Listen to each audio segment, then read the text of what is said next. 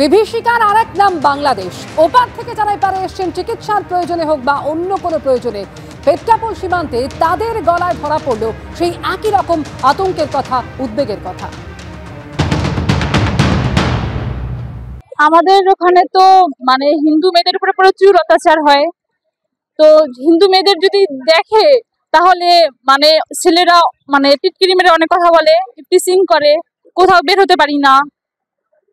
বাংলাদেশে আমার জন্ম, বাংলাদেশে ওইখানেই থাকি, তারপরেও আমাদের খুব আতঙ্কে থাকতে হয়।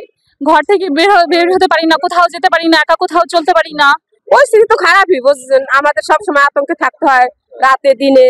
কখন আবার শুনি যে ইন্ডিয়া থেকে আমাদের কিছু দেবে না, তখন যদি কারেন্ট দেবে না, এ দেবে না, ও দেবে না, তখন আমরা কি খেয়ে বাঁচবো? ওই কারেন্ট না থাকলে আমাদের চোর ডাকাতের হবে, সেই আতঙ্কে সবসময় আমাদের থাকতে হয়। ওই মন্দির ভাঙচুর, লোকের হিন্দুদের প্রতি অত্যাচার, আতঙ্কে। ধরুন ওই যে আমরা তো হিন্দু এলাকায়, আমাদের ওখানে একটু তবু আমরা আতঙ্কে থাকি। বলা যাবে না তো কখন কি হবে। ওই টাউনের লোক যেমন ওরা সবসময় আতঙ্কে থাকে, আর আমরাও কখন আমাদের কে আসে পড়বে, কে কি বলবে, ওই আতঙ্কে আমাদের থাকতে হয়।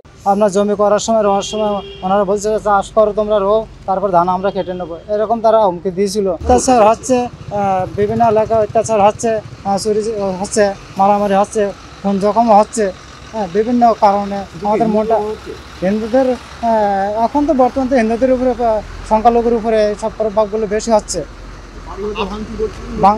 বাড়িগত ভাঙচুর হচ্ছে বিভিন্ন জায়গায়, মারধরও দিচ্ছে।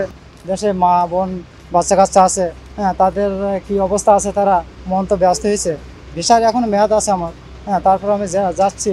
বিভিন্ন দলের হুমকি, তারপরে আন্দোলন হচ্ছে।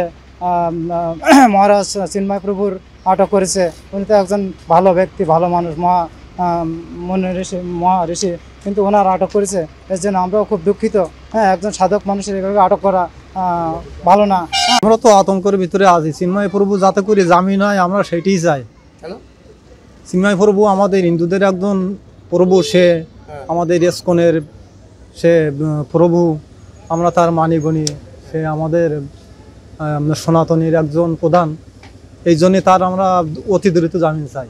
সংখ্যালঘু, আমায় কোথার কোনো দাম নেই, আমায় কোথার কোনো দাম নেই। আর আমরা এমন কিছু করতে পারবো না যে ওদের গায়ে লাঠি মারবো। আপনাদের মারধর দিচ্ছে? মারধর দিচ্ছে। কিভাবে মারছে ওরা?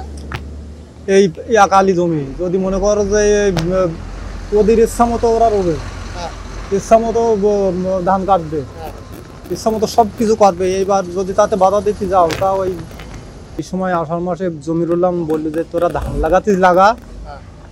লাগাতিস তোরাই লাগা, ধান আমাদের, কথা বলতে গেলে মার।